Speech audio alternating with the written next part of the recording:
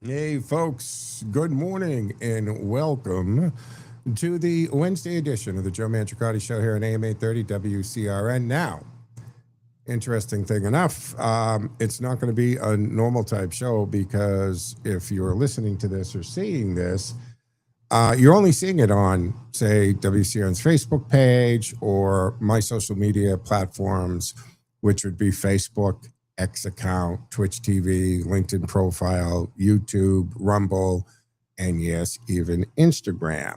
So some technical difficulty rather. So we're not actually broadcasting to the station right now. So it's not going out over AM 830 WCRN. And there is a replay on the terrestrial station. So I don't know how we get the word out right now, but I hope that many of you are actually watching the stream now or listening to the stream. I hope you are.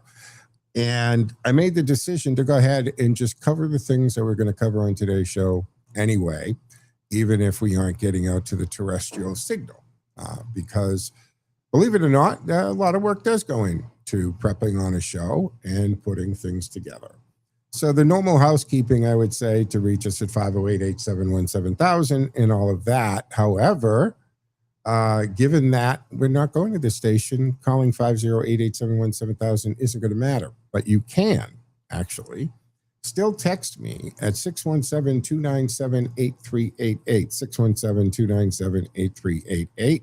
The text line is up and running, and that can operate independent of the station. So it is on a screen here in the studio in real time. So if you'd like to text me for the next, and we'll do about the normal hour of a show, but you can call. All right. So you can use the Cameo studio line. That is 508-871. Yeah, see, I was going to give you the station. Call the Cameo line. And if you'd like to come on the show that we're just streaming out all over the different platforms, Facebook, X, and everything, you can do that at 508-556-4411, 508-556-4411. I'm actually going to change the number, I guess, on the Chiron here just for today. And that way there, if you're looking at this, the number's there, 556, and that's 4411. And I'm going to change it right now. And it will ring here, and I'll be able to patch you in, and we can do live calls, even though we're not doing the terrestrial type of show. And one of the reasons I decided that I was going to stream the show today with or without the station signal is because we lost an incredible person yesterday. Dolly Parton passed away. And Dolly was always there. Now, there are celebrity deaths that you report. There are celebrity deaths that surprise you.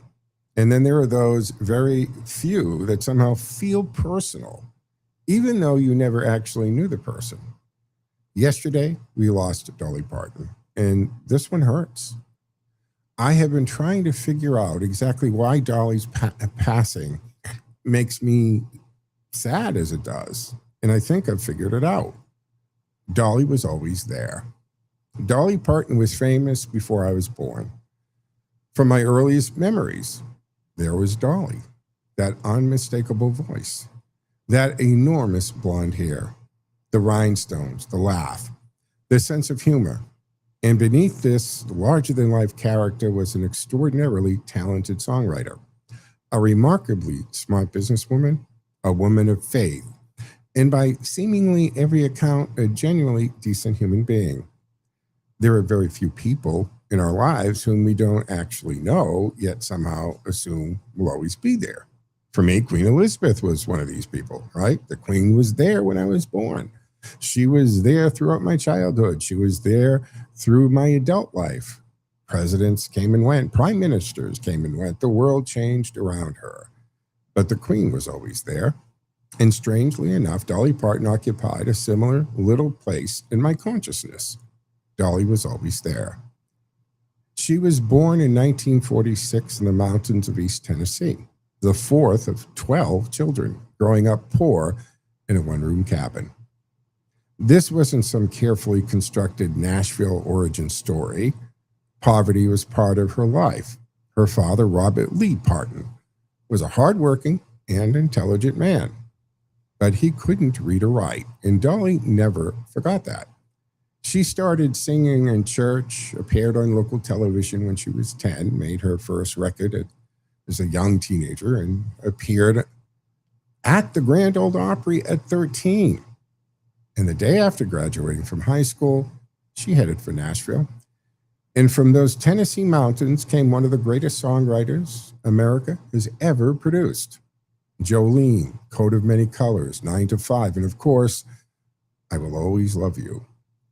But there's a story behind that last song that tells you something important about Dolly Parton. She wrote I Will Always Love You when she was leaving Porter Wagner's television show in their professional partnership. It wasn't originally a romantic breakup song. It was Dolly saying goodbye to someone who had played an enormous role in her career.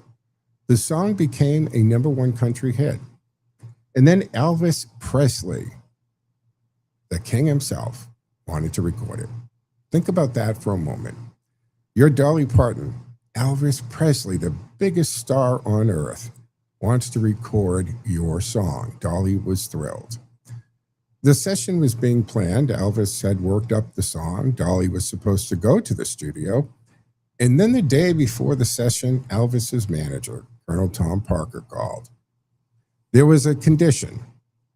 Parker told Dolly that when Elvis recorded somebody else's song, they expected a piece of the publishing, at least half, 50%. Dolly had to make a decision. Imagine the temptation. This was Elvis Presley.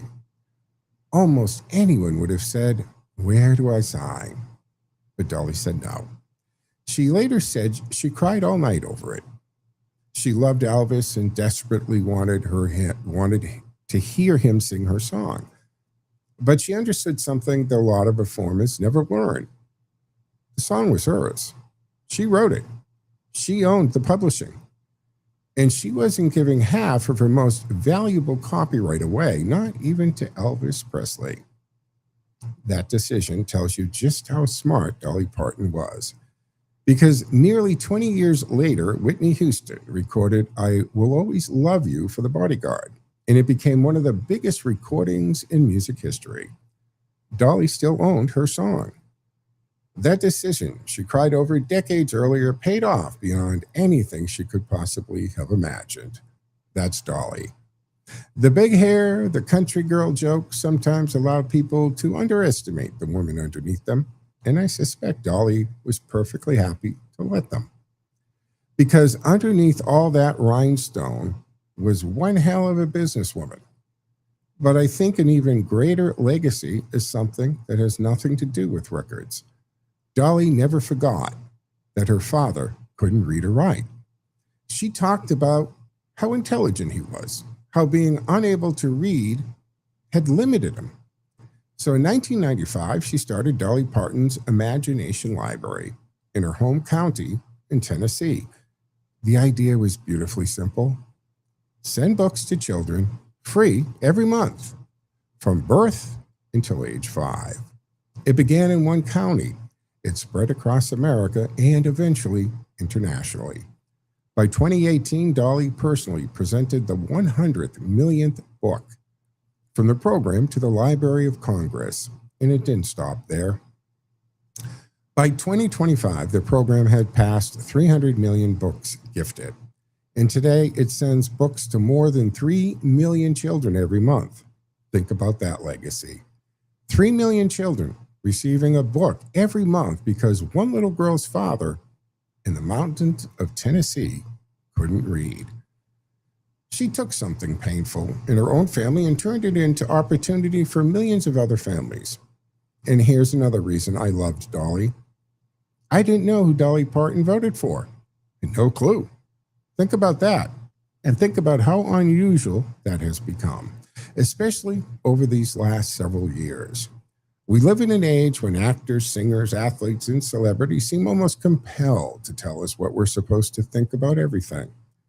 Dolly wouldn't play that game. People tried to drag her into politics repeatedly. She resisted. Her basic philosophy was wonderfully simple. She was an entertainer. She didn't think being famous made her uniquely qualified to tell somebody else how to vote. And I love that about her. Not because I necessarily would have agreed or disagreed with Dolly politically. I don't know. I have no clue. That's the point. She understood something a lot of entertainers have forgotten. The people buying your records, watching your movies, and coming to your concerts aren't Republicans or Democrats. They are listening to your music. They're your audience. They're people. And Dolly wanted everybody at the table. I believe that refusal to become another political celebrity is one reason Dolly had the extraordinary longevity she did. America changed. Country music changed. Politics changed. Culture changed. Dolly remained Dolly. She could walk into a room containing conservatives, liberals, Christians, gay people, country folks, city folks, grandparents, teenagers, and somehow everybody seemed happy to see Dolly. That's a rare gift. And faith was part of who she was. She grew up singing in church. Her grandfather was a preacher. She spoke openly about believing in God and prayer without seeming interested in using her faith as a weapon against anybody else. Last year, Dolly suffered an enormous personal loss when her husband, Carl Dean, died. They had been married nearly 60 years. Imagine that. One of the most famous women in the world, married for almost 6 decades to a man who spent most of that time deliberately staying out of the spotlight. After Carl died, Dolly talked about rebuilding herself spiritually, emotionally, and physically. And now, just a year later, Dolly is gone too. 80 years old. I know 80 years is a long life. I know she accomplished more in those 80 years than most people could accomplish in several lifetimes. But somehow, I thought Dolly would always be there. And there's something else bothering me this morning. I never met her. I've been fortunate over the years. Radio and television have allowed me to meet some remarkable people. I got to meet Reba McEntire, and believe me, meeting Reba was awesome. But Dolly was the brass ring. If you'd asked me years ago to name the famous person I most wanted to meet before they died, Dolly Parton would have been right at the top of that list. But life has an interesting way of changing your perspective. Time passes. Things happen. Trauma becomes part of your life. Illness becomes part of your life. You begin understanding that your own clock is running too. And somewhere along the way, without me really noticing it, that wish changed. It stopped being, I hope I get to meet Dolly Parton before she dies, and became, I hope I get to meet Dolly Parton before I die. I didn't, and I regret that. I genuinely regret it, because there are famous people you want to meet because they're famous. There are people you want to interview because they make great radio. And then there are people you'd simply like to sit across from for a few minutes and say, thank you. Thank you for the music. Thank you for the laughter. Thank you for proving that a poor little girl from the mountains of Tennessee could build an empire without forgetting where she came from. Thank you for understanding that owning what you create matters. Thank you for taking your father's inability to read and turning it into hundreds of millions of books for children. Thank you for having faith without demanding that everybody else believe exactly as you did. Thank you for entertaining us without lecturing us. And thank you for simply being Dolly. Yesterday, the Queen of Country Music died at 80 years old. And this morning, the world feels just a little different to me. Because for my entire life, Dolly was always there. I truly thought she would always be. Rest in peace, Dolly, and thank you. I will always love you. All right, folks, this is the Joe Mangiacotti Show. Normally, we do air on AM 830 WCRN. I mean, we do air, but some technical difficulty has not allowed us to connect to the station this morning. So we are strictly streaming.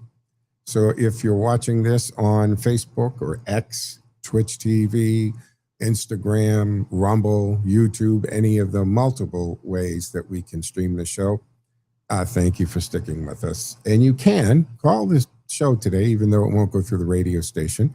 I do have a phone line here patched in. So if you'd like to join us at 508-556-4411, feel free to do that. And you can also text us at 617-297-8388, 617-297-8388. So multiple ways to watch and multiple ways to listen. Now, just a quick programming note, and I'll do some other promotion on this because I've got something new coming that is really exciting, and I'm excited about it. And most of you know me from here, the Joe Mangiacotti Show, where every day we're talking politics, government, the Constitution, and the biggest stories in the news. But there is another side of my life that many of you know about as well. And I've been a private investigator for more than 4 decades. And it's time I leaned into that. Coming soon, I'm launching a brand new show and podcast, Case Files with Joe Mangiacotti. And Case Files is going to places we don't normally have time to go to on this show. We're going to investigate the mysteries, controversies, and unanswered questions that have fascinated people for years. Famous cases, unsolved mysteries, government secrets, historical controversies, strange events, even alleged cover-ups, and yes, conspiracy theories. But we're going to approach them the way an investigator should. What's the claim? What's the evidence? What can we actually prove? What's merely speculation? And sometimes the most interesting question of all, what doesn't add up? We're starting with it's a conspiracy. And we're not starting with that's crazy. No, we're opening the case file and following the evidence where it leads. Some episodes will feature experts, some will revisit famous cases, some may take us down rabbit holes we never expected. And I suspect every once in a while we're going to finish an investigation with more questions than answers. That's okay. That's what investigators do. We'll be announcing the official launch dates shortly, along with exactly where you can listen, watch, and subscribe. But you can get in on it right now. Look for Case Files with Joe Mangiacotti on Facebook. Follow the page, and that's where we'll begin posting updates, upcoming investigation, and details about the launch. And if there's a case, mystery, or controversy you think I should investigate, I want to hear about that too. I've spent more than 40 years asking questions for a living. Now we're opening some new files. Case Files with Joe Mangiacotti, coming soon. All right, folks. Again, not hitting the terrestrial today, right? So this show, this edition, this episode, Wednesday, the 26th of August, is a complete streaming edition of the show. And it's right now going out on Twitch TV, LinkedIn profile, Rumble, YouTube, even Instagram, X, of course, my account there. So there's multiple ways to watch and stream. But just because it's a replay on AM 830 today and not this live show doesn't mean you can't participate. You can always participate with the text line at 617-297-8388, 617-297-8388. And I did switch over. If you'd like to give us a call at 508-556-4411, that's 508-556-4411. Of course, it's right there on the chyron below me. It will ring here. And assuming I see it ring, I guess, because I don't have a producer physically for the Cameo studios, my producer's always at the station. But I'll catch it and we'll play Russian roulette here, right? We'll just answer the phone and take the call up that way. So we're having a little fun with it today. But there was another story that I definitely wanted to touch on, and maybe I'll save this for tomorrow for the terrestrial listeners as well. But let me get into this. 6-1. What are you talking about, Joe? 6-1. That's the ratio. When taxpayers become political donors without their consent. See, I want you to imagine something this morning. You live in Los Angeles. There's a candidate running for mayor whose politics you absolutely despise. Maybe they're too far left for you. Maybe they're far right, too far right for you. It doesn't matter. You don't support them. You don't want them elected.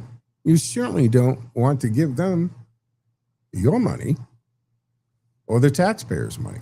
And then somebody else gives that candidate a qualifying dollar. And the city of Los Angeles can effectively reach into the public treasury and put $6 more behind it. 6-1. It's called public campaign financing. I have another name for it, California legal. Because I don't think this is going to, if someone will challenge this, pass constitutional muster. Because apparently you've reached the point where politicians aren't satisfied collecting your taxes to operate the government. Now government money can help finance politicians trying to obtain control of the government. And I have a very serious problem with that. Government has a job. When I pay taxes, there's a basic understanding about what that money is for. Police, fire departments, emergency services, roads, infrastructure, housing programs, sanitation, schools, service for people who genuinely need government assistance. The legitimate functions of a municipal government.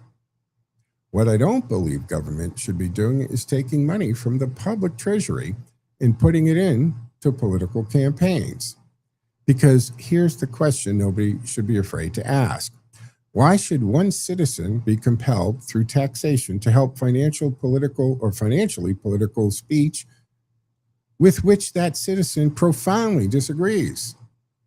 Suppose candidate Smith believes everything you oppose.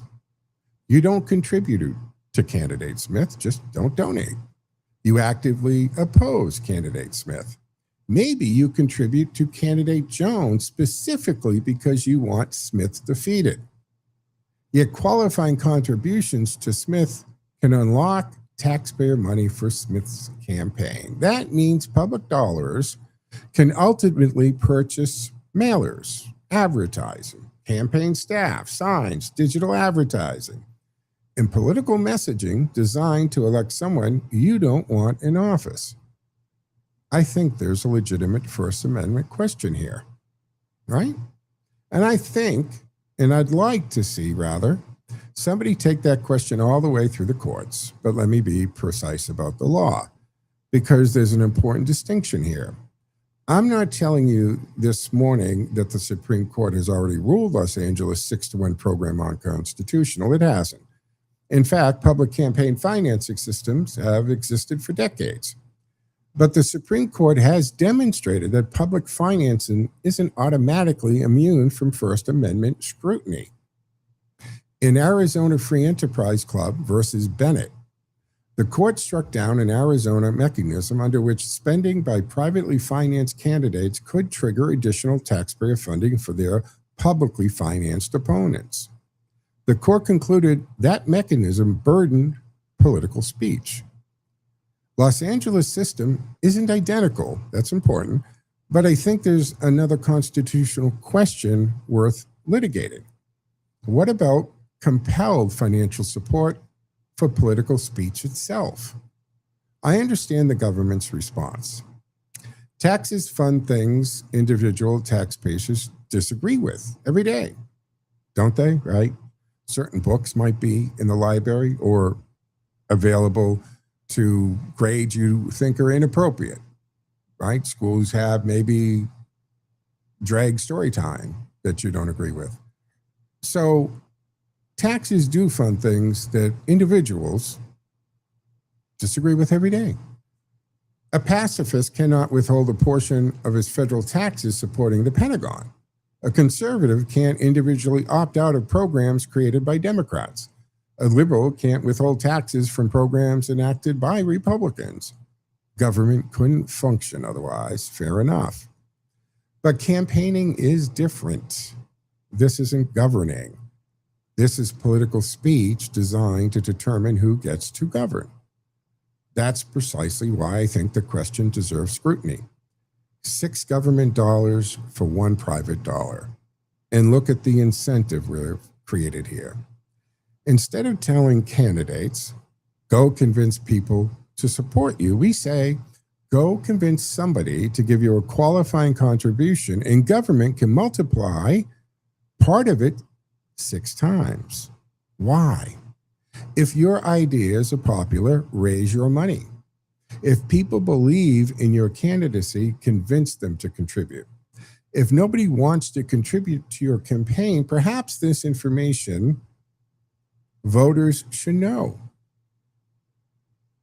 Also, your ability to raise money speaks to your pliability as a candidate, to your electability, right? People, in general, the electorate, makes a determination through donation as to whether you are an electable candidate. Not just on your policies, but whether you have the ability to actually win that race. So that speaks volumes. And don't tell me, but Joe, this helps ordinary candidates compete with wealthy interests. That's the strongest argument for the program. Supporters say small donor matching makes candidates pay attention to ordinary residents instead of spending all day courting wealthy donors, corporations, and political power brokers. I understand the argument. I still don't buy the remedy. If big money corrupts politics, regulate corruption. Enforce disclosure laws, prosecute bribery, right? Police illegal coordination, stop it. Establish lawful contribution limits, but don't solve the problem by turning the taxpayer into the politician's involuntary venture capitalist. Now, let's pull the camera back here because this isn't occurring in isolation. California has become ground zero for a much larger national argument over election administration. Mail-in ballots, ballot collection, what critics call ballot harvesting, right?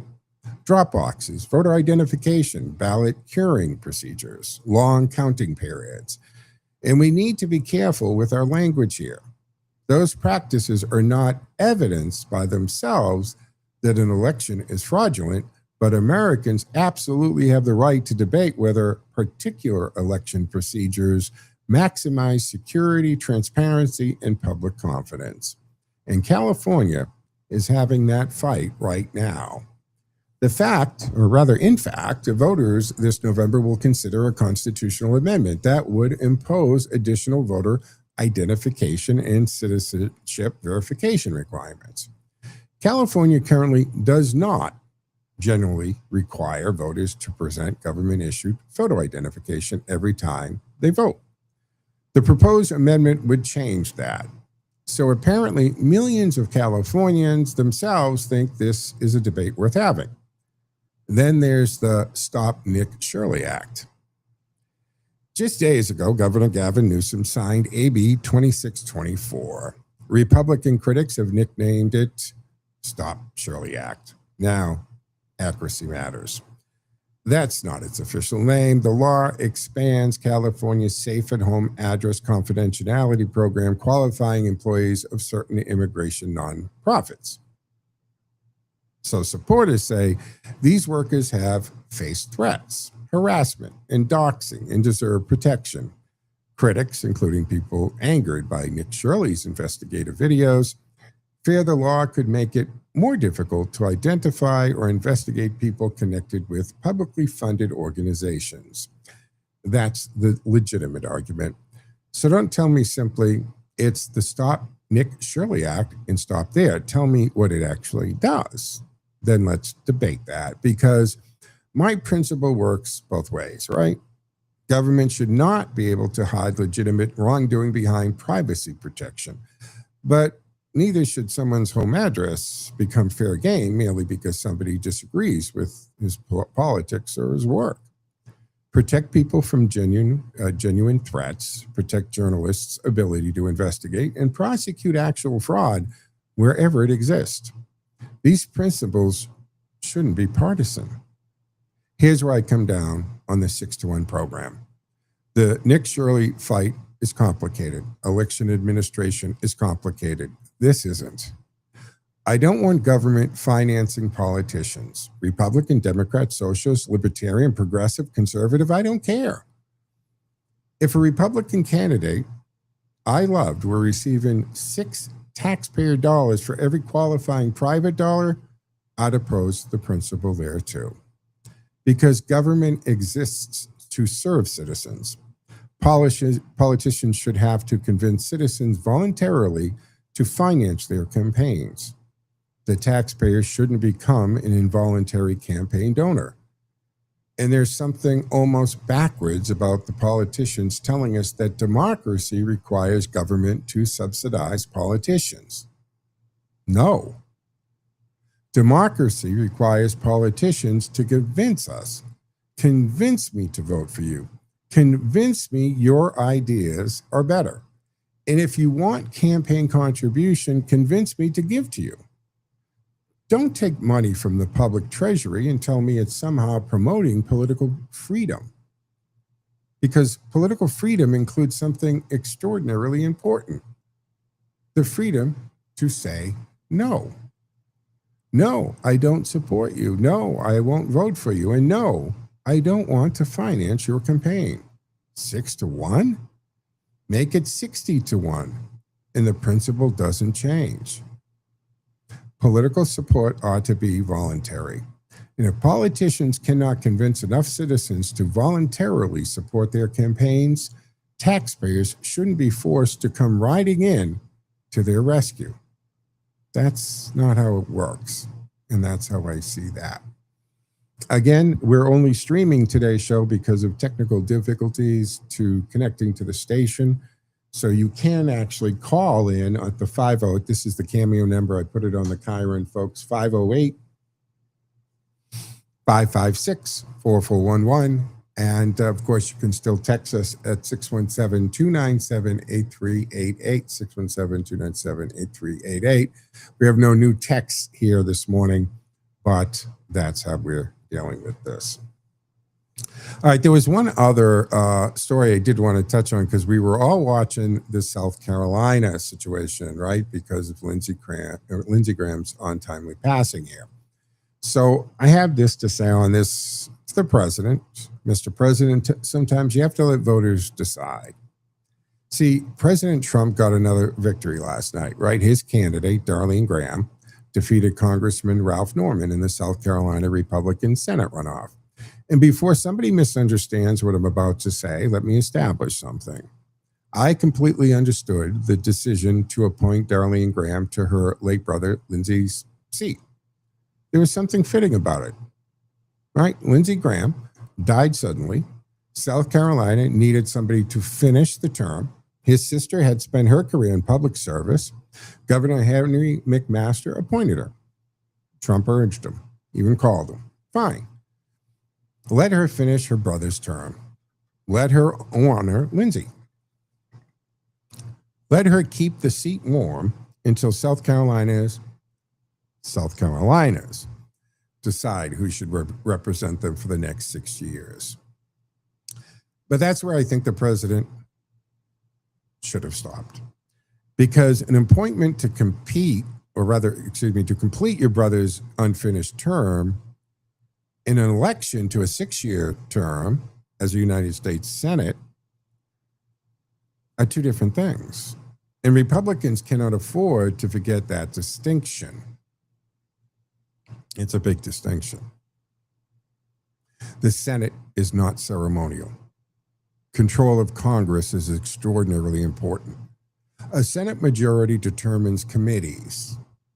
It affects legislation, judges, executive appointments, investigations, the entire ability of the president to move an agenda through Washington. And Republicans don't have Senate seats to waste. So when you're selecting the Republican nominee for the United States Senate seat, I think the overriding question ought to be who is prepared to do the job and who gives the party the strongest opportunity to hold the seat, not who has the right last name, not who deserves an opportunity because of a family tragedy, and not even who does Donald Trump personally like. And this is where I disagree with President Trump. Trump didn't simply say something nice about Darlene Graham. He went all in. He encouraged her to run. He endorsed her. He went to South Carolina and campaigned for her. His political operation spent hundreds of thousands of dollars helping her. And Trump essentially told South Carolina Republicans, treat this as though I'm on the ballot. Mr. President, you weren't. Darlene Graham and Ralph Norman are. And sometimes even presidents enormously popular with Republican voters needs to stand aside and allow those voters to make their own decision. I don't think Trump needed to pick a side here, is my bottom line, right? Let Darlene make her case. Let Ralph Norman make his. Let South Carolina Republicans look at their records, experience, ideology, electability, and then support the winner with everything you've got in November. There was a real experience question here. This wasn't some manufactured campaign attack. Darlene Graham had never previously held elected office. Ralph Norman had spent years in Congress and had an established record. That doesn't automatically make Norman the better senator. Experience can sometimes be enormously overrated in Washington. Donald Trump himself proved that someone can enter the presidency without previously holding political office, right? I mean, none. But the absence of experience becomes more concerning when a candidate is asked about Taiwan and South China Sea and responds that she's not particularly informed of national security. Now that should matter. A United States senator votes on war, defense spending, treaties, weapons systems, military appointments, intelligence matters, foreign aid. America's relationship with China, Russia, Iran, and our allies. You don't need to be Henry Kissinger to run for Senate, but national security can't be something you plan to start learning about after receiving the job. Now, Graham recognized that she stumbled, and there's a perfectly legitimate argument on her side. She said the people she encountered were talking about groceries, gasoline, and healthcare, not the South China Sea. And she's right about what occupies most people's daily lives. But senators don't get to choose between domestic policy and national security. They have to understand both. Now, here's the argument against me, right? It's a pretty good one. Joe, what exactly did Trump do wrong? Darlene Graham won. Republican voters heard the arguments. They saw the debate. They knew she was Lindsey Graham's sister. They knew Norman had congressional experience. They knew Trump endorsed her, and 52.5% chose Graham. That's democracy. Absolutely. I'm not questioning the result. South Carolina Republicans made their decision. Darlene Graham is their nominee. My question is different. Should Donald Trump have put his thumb so heavily on the scale in the first place? Because presidential political capital isn't unlimited, the Trump endorsement should mean something. This is actually bigger than Darlene Graham. Donald Trump's endorsement is probably the most valuable commodity in Republican primary politics. And because it's valuable, I think it should be used carefully. If Trump endorses everybody he likes, if loyalty becomes the primary qualification, if an endorsement becomes repayment for friendship, then eventually the endorsement stops telling Republican voters, this is the strongest person to advance our agenda, and starts telling them, this is the person I personally want. Those aren't necessarily the same thing, folks. Trump himself suggested his support for Darlene was connected partly to his relationship with Lindsey. And I understand that. Loyalty is one of Trump's defining characteristics. Sometimes that's admirable. But choosing United States senators cannot become a memorial gesture. There's another side to this. Darlene Graham's supporters would say, I'm selling her short. She spent years in public service. She understands disability issues. She's an outsider. She isn't a Washington creature. And perhaps somebody who hasn't spent decades climbing the political ladder exactly what Washington needs. Fair argument. And there's another fact that complicates my concern. South Carolina remains a very Republican state. This isn't currently regarded as the seat most likely to determine Senate control, not by a long shot. So perhaps Trump's calculated that South Carolina gave him the luxury of supporting somebody he genuinely believed in. But we're going to find out in November. But here's my principle. Presidents are presidents. They aren't Republican primary voters in chief. There are times when presidential involvement makes sense. There's a weak candidate who could lose a winnable seat. Get involved. There's somebody fundamentally opposed to the president's agenda pretending otherwise. Make the case. But when you've got Republicans competing in a Republican state, there are times when the president should simply say, South Carolina, you decide. It's your seat. Then the morning after the primary, congratulations to our nominee. Now let's win in November. Instead, Trump made this partially referendum on himself, and he won. Darlene Graham won.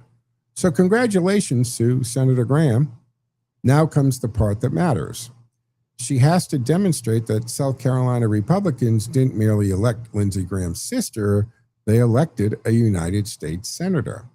She needs to get educated quickly on national security. She needs to build her own political identity. She needs to unite the nearly 48% of runoff voters who chose Ralph Norman. And she needs to prove she deserves this nomination because of Darlene Graham, not because of Lindsey Graham, and not because of Donald Trump. Because ultimately, senators don't belong to presidents. Senate seats don't belong to families. They belong to the people of the state they represent. All right, folks. Again, this is the Joe Mangiacotti Show Wednesday edition. Technical difficulty prevented us from connecting to the station. Therefore, a replay is going out. And if you're watching this or listening to this, it's 100% streaming. But the good news is on that. So many platforms for that. We stream to WCRN's Facebook page, my Facebook page, my X account, my LinkedIn profile, Twitch TV, even on Instagram, as well as YouTube. The Joe Mangiacotti Show has a YouTube channel. It has a Rumble channel. So there's so many ways to listen and so many ways to watch. And you can even call in. You're going to do it more directly to me instead of going through the station. So the number for today is 508-556-4411. And of course, our text line is up and running at 617-297-8388, 617-297-8388. Now, just another real quick story that's in the news today is this Canadian standoff, right? This Canadian issue that we have going on. Trump versus Canada. Who actually wins in a trade war? We've got a trade war breaking out with Canada, and apparently we're also renaming lakes now. That's cool.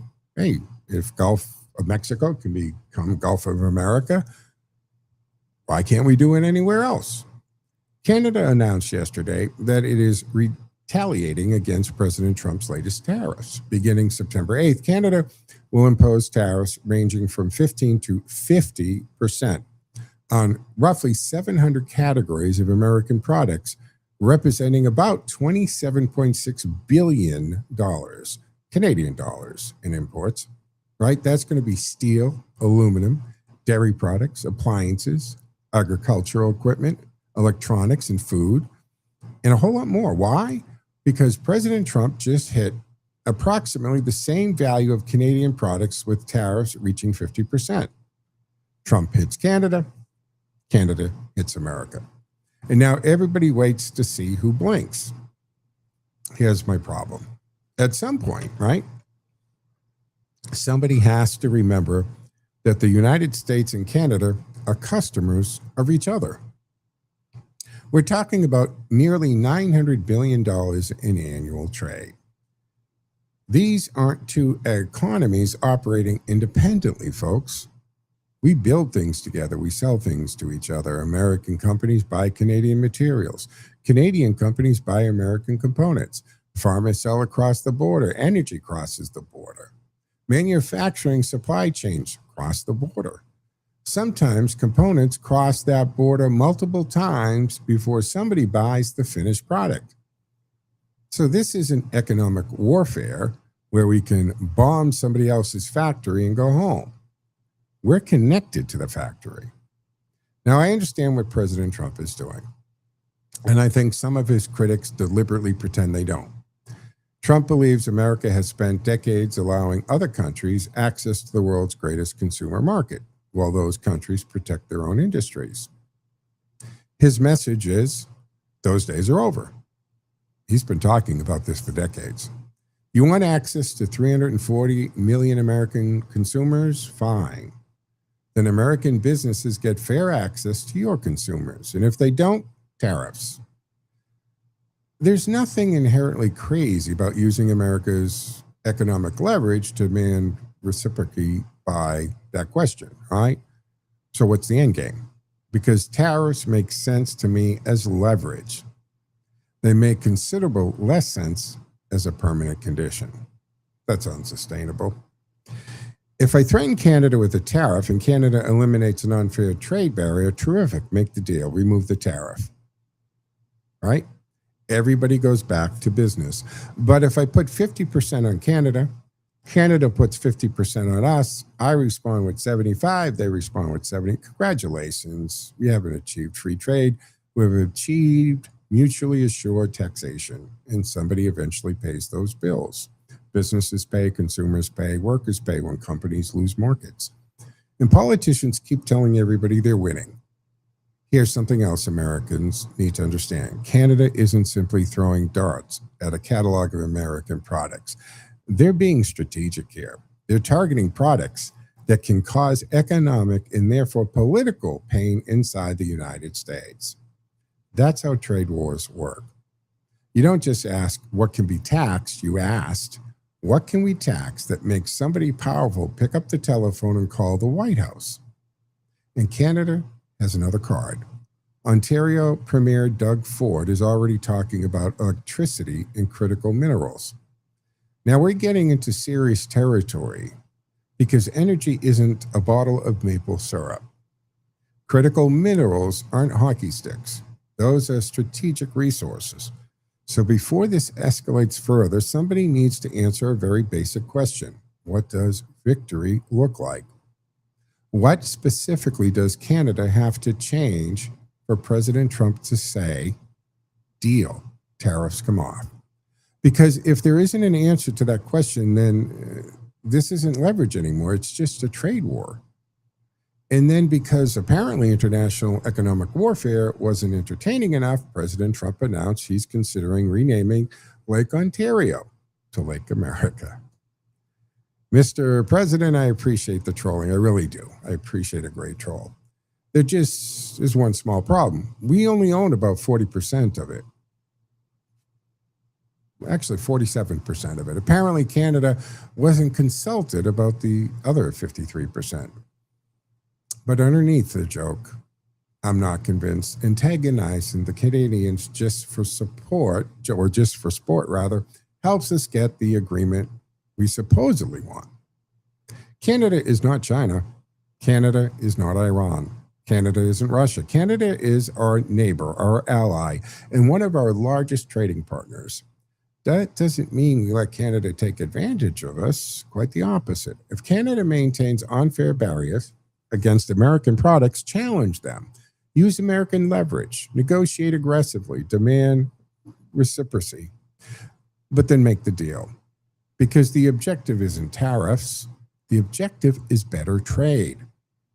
And that's the standard I'm going to use to judge Trump's strategy. 6 months from now, did American companies gain better access to Canada? Did manufacturing increase? Did American workers benefit? Did investment come home? Did Canadian barriers come down? Then Donald Trump can say, I told you tariffs were a leverage.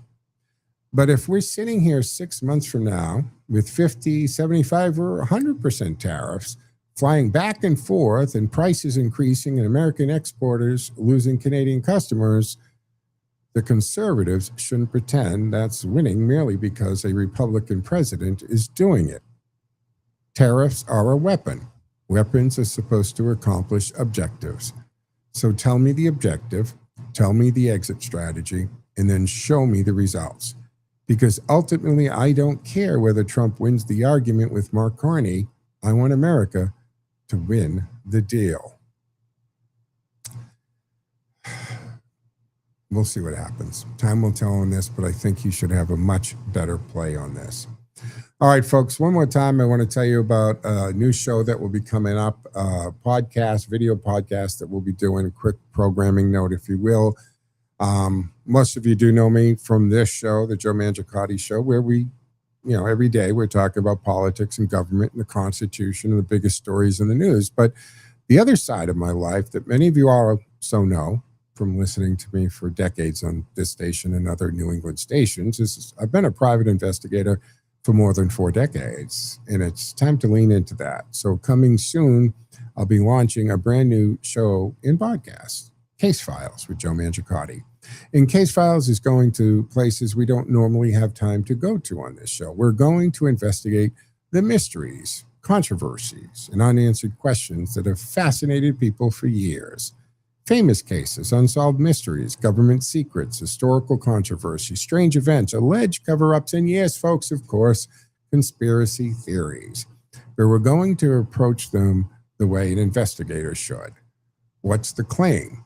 What's the evidence? What can we actually prove? What's merely speculation? And sometimes the most interesting question of all, what does not add up? We're not starting with, it's a conspiracy, and we're not starting with, oh, that's crazy. We're opening the case file, and we're following the evidence where it leads. Some episodes will feature experts, some will revisit famous cases, some may take us down rabbit holes we never expected. And I suspect every once in a while, we're going to finish an investigation with more questions than answers. That's okay. That's what investigators do all the time. So we'll be announcing the official launch date shortly, along with exactly where you can listen, watch, and subscribe, but you can get it now. Look for it on Facebook, Case Files with Joe Mangiacotti on Facebook. Follow the page, and that's where we'll begin posting updates, upcoming investigations, and details about the launch. And if there's a case, mystery, or controversy you think I should investigate, I want to hear about that too. I've spent more than 40 years asking questions for a living. Now we're opening some new files. Case Files with Joe Mangiacotti, coming soon.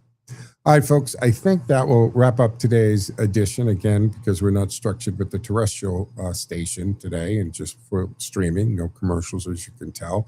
I mean, the other story, and I think I'll cover this on tomorrow's Thursday's edition, assuming that all our technical difficulties are fixed, is Meta's $17 billion question. Something extraordinary happened this morning. Meta, the company behind Facebook and Instagram, has agreed to a settlement worth up to roughly $17 billion, with states accusing the company of designing social media products in ways that harm young people. $17 billion. And this isn't simply Meta pulling out the corporate checkbook and saying, everybody happy now? They're agreeing to change the product. Teenagers will face daily usage limits, overnight access restrictions, notification restrictions. Children under 13 aren't supposed to be on the platforms at all. And here in Massachusetts, we're talking about hundreds of millions of dollars potentially coming to the Commonwealth. So I have 2 reactions. First, good. Children are not simply miniature adults. If you're deliberately designing technology that keeps people staring at the screen for as long as humanly possible, you have a greater responsibility when the person staring at that screen is 14 years old. But my second reaction is the investigator in me. And investigators are always interested in timing, because Meta didn't suddenly discover these lawsuits this morning. They've been fighting these allegations for years.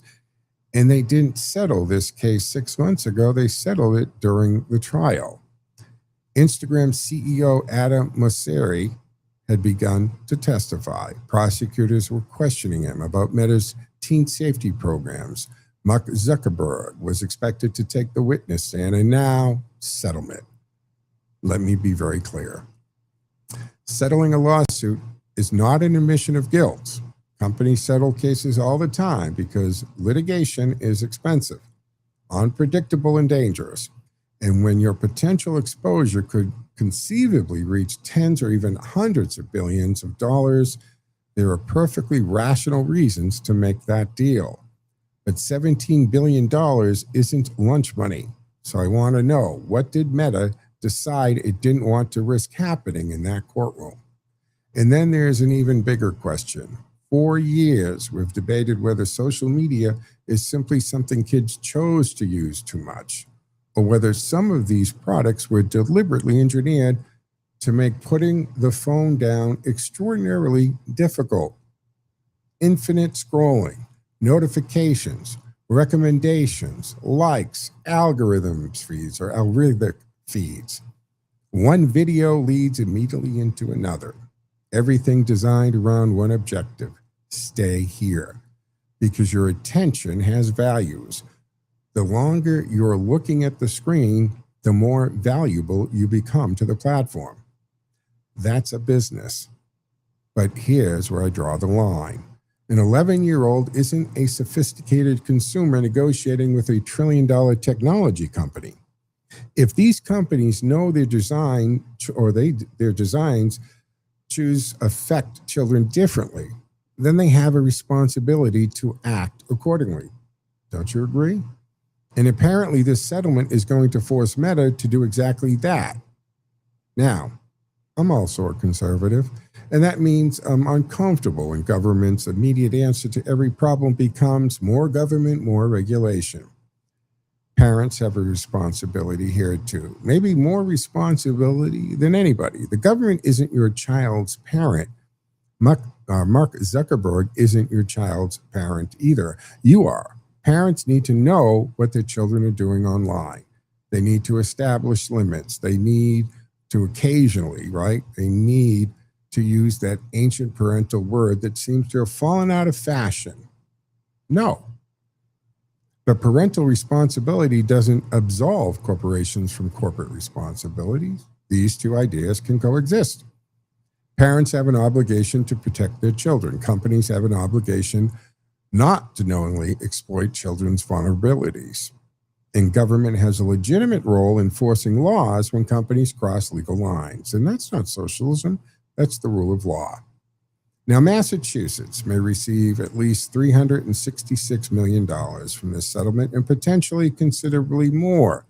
And here's where I'm going to become very Massachusetts for a moment. I want receipts. If this money is supposed to address harm allegedly caused to young people by social media, then show taxpayers where every dollar goes. Don't tell me $366 million is going to some enormous Beacon Hill pot and somebody someday will figure out what happened to it. It's for the children. Spend it on the children.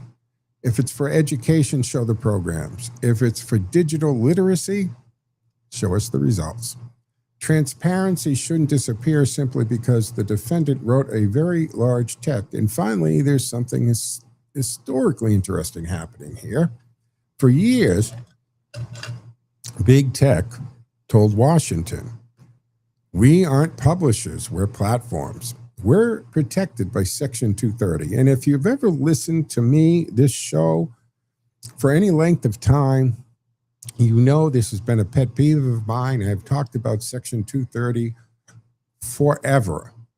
But courts are increasingly confronting another question. What if the lawsuit isn't about what some idiot posts on Facebook? What if it's about Facebook itself? What if it's about the design of the product, the algorithm, the notifications, the engagement mechanism? That's a completely different question. In this case, may ultimately become one of the milestones of America's changing relationship with big tech. We spent the first 20 years of social media asking, look what this technology can do. Maybe the next 20 years are going to involve asking, look at what this technology did and what should we do about it. Meta just put roughly 17 billion reasons on the table for us to have that conversation. Now, Section 230 came into play in the late 90s as the internet was developing and technology we've never seen on the planet before, and we didn't really know how to deal with it. So the question became, who's responsible for what's on there? So the firms like Meta, Facebook, all of these would say, hey, we're just a platform, right? A platform. We are not editors. We're not a publication. So we don't have to do that. But then they would exercise editorial judgment, and they would censor, and they would shadow ban, and they'd drop things. And they said they have the right to do that. Well, you have to decide, and Section 230 has to be readdressed. Are these platforms just platforms, or are they publications? Because we, as a radio station at WCRN, the New York Times, the Boston Globe, the Herald, it doesn't matter. There are laws and rules and decorum that govern these things. And if you are claiming you're just a platform, a tool, the same as a screwdriver or a hammer, then there should be no shadow banning or censorship on what can be put on there. So it's a very complicated and a very serious question, folks. But we got to wrap up the Wednesday edition of the Joe Mangiacotti Show. Sorry we didn't air on the station today. This is a 100% streaming show today. And I thank you for those that stuck by and those watching it now online or Rumble or Facebook or YouTube, whatever it is. Thank you so much. But I will be back live and hopefully on terrestrial radio at 11 a.m. on Thursday for the Thursday edition of the Joe Mangiacotti Show on AM 830 WCRN. Joe out.